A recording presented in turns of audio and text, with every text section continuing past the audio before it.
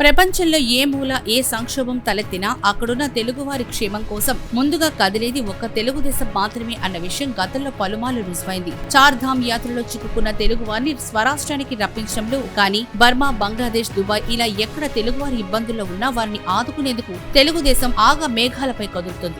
అధికారంలో ఉన్నా లేకున్నా తెలుగు పీపుల్ ఫస్ట్ అన్న విధానంతో తెలుగుదేశం స్పందన ఉంటుంది అన్నది తెలిసిందే. తాజాగా నేపాల్లో జరుగుతున్న విధ్వంసకాండ, హింసాకాండ నేపథ్యంలో ఆ దేశంలో చిక్కుకున్న తెలుగు వారిని సురక్షితంగా స్వరాష్ట్రానికి తీసుకొచ్చేందుకు ఆంధ్రప్రదేశ్లోని తెలుగుదేశం కూటమి సర్కార్ యుద్ధ ప్రాతిపదికన చర్యలు చేపట్టింది.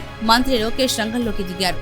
సూపర్ 6 సూపర్ హిట్ పేరిట ఆంధ్రప్రదేశ్లోని టీం ఎన్డీఏ ప్రభుత్వం అనంతపురంలో భారీ ఎత్తున నిర్వహిస్తున్న సభకు హాజరు కావడం మానేసి మరీ ఆయన నేపాల్లోని తెలుగువారిని రక్షించడం కోసం రంగంలోకి దిగారు. ఉదయమే సచివాలయంలోని ఆర్టీజీఎస్ కేంద్రానికి చేరుకుని నేపాల్లో చిక్కుకున్న తెలుగువారిని రక్షించేందుకు అవసరమైన ఏర్పాట్లు, చర్యల్లో మునిగిపోయారు. ఒక స్పెషల్ వార్ రూమ్ ను ఏర్పాటు చేసి 24 గంటలు పర్యవేక్షించాలంటూ సీనియర్ అధికారులను ఆదేశించారు. హెల్ప్ లైన్ నెంబర్లు, వాట్సాప్ నెంబర్లను ప్రకటించారు. నేపాల్లో దాదాపు 300 మంది చిక్కుకున్నారని, వారిలో అత్యధికులు ముక్తినాథ్ యాత్రికులు ఉన్నారని నిర్ధారణైంది.